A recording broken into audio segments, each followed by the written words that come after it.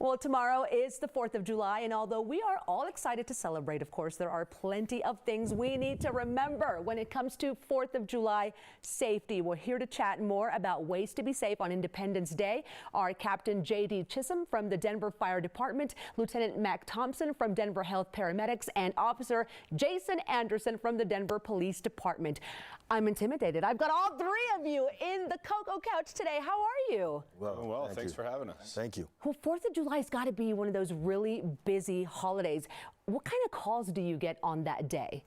Yeah, it's busy for all of us. I know all three of our agencies are running call after call. Sure. For us on the fire department, we're seeing the vast majority of calls. We're seeing calls ranging from medical calls that we're running with the paramedics. We're seeing brush fires. We're seeing Oh my goodness. burn accidents. We're seeing swimming accidents. It's just a lot of opportunity for people to find themselves in different situations, and then we get called to help figure out how to solve the problem. I bet it gets busy. I was jogging last night and I heard the fireworks going off and I'm like, oh my gosh, people are already starting with the fireworks. Now on the paramedics end, what kind of calls do you guys get, and what's your advice for staying safe? Yeah, well, you know, we get tons of different calls, and even as a wide array of temporary hearing loss. We get people with burns to the face, hands, fingers, so there's a multiple of different calls, and like JD said, we also run into a lot of pool accidents.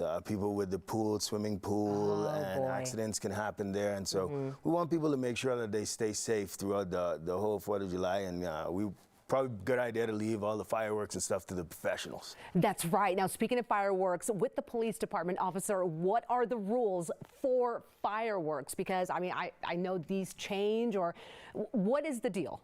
Well, it's a pretty simple answer, really. Okay. In the city and county of Denver, to possess, sell, or use fireworks is illegal.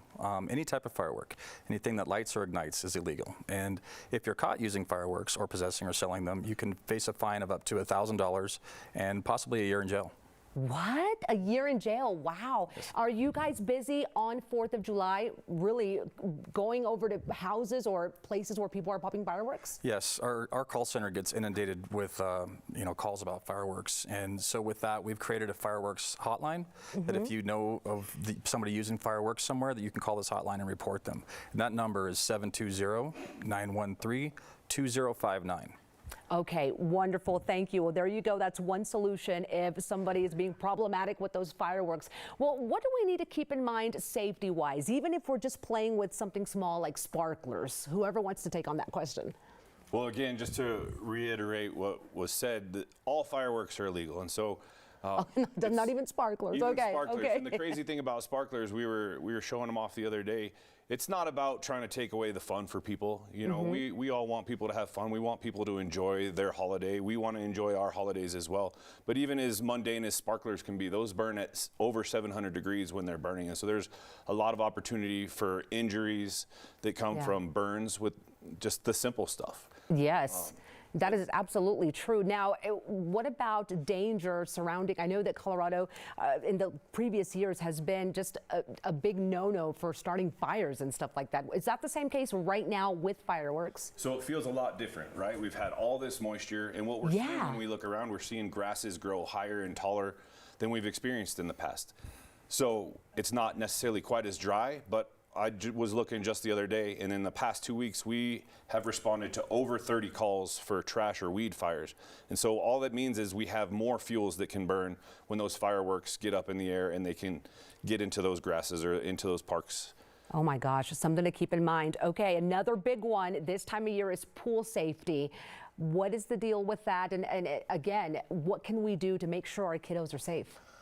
Just always have a buddy. I always say have a buddy system. Have somebody there. You know, you have the lifeguards at pools, but they're super inundated with the tons of other people who are there. So always have a buddy. With the kiddos, always be very mindful. Drownings happen really quickly. And then you may get them out and they may be coughing and you think they expelled all the water and they're doing fine, but there's also the aspect of secondary drowning, which that can happen a little bit later on in the night. You know, they start experiencing fatigue and just not doing it in the best way. So if something like that was to happen, I feel like we've got some of the best firemen and EMTs and paramedics in the city and county of Denver, if not in the United States of America. That's my opinion. Give us a call. That's We'd be right. more than happy to come out and take care of them and get them somewhere safe where they can be checked. Yes, and it's thanks to our officers and that law enforcement that keep us safe, no doubt about it. Now, one final question, grilling. I know a lot of apartment complexes are no to grilling. People still do it. Any regulations or rules that people need to know about? I would turn that one over to fire. Okay. That one. In our apartment complexes, it's the size of the propane that you're allowed to have. Okay. So you can't have the larger propane tanks when you're in an apartment complex.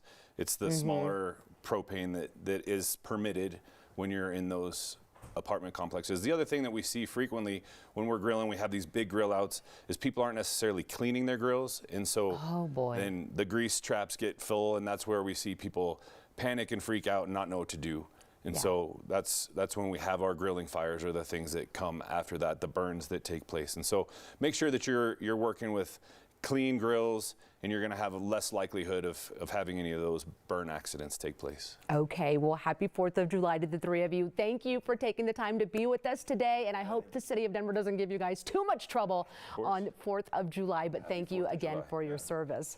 Okay, everyone, we hope everyone has a happy and, of course, safe 4th of July. And once again, thank you to those who are here this morning and for protecting us here in Denver.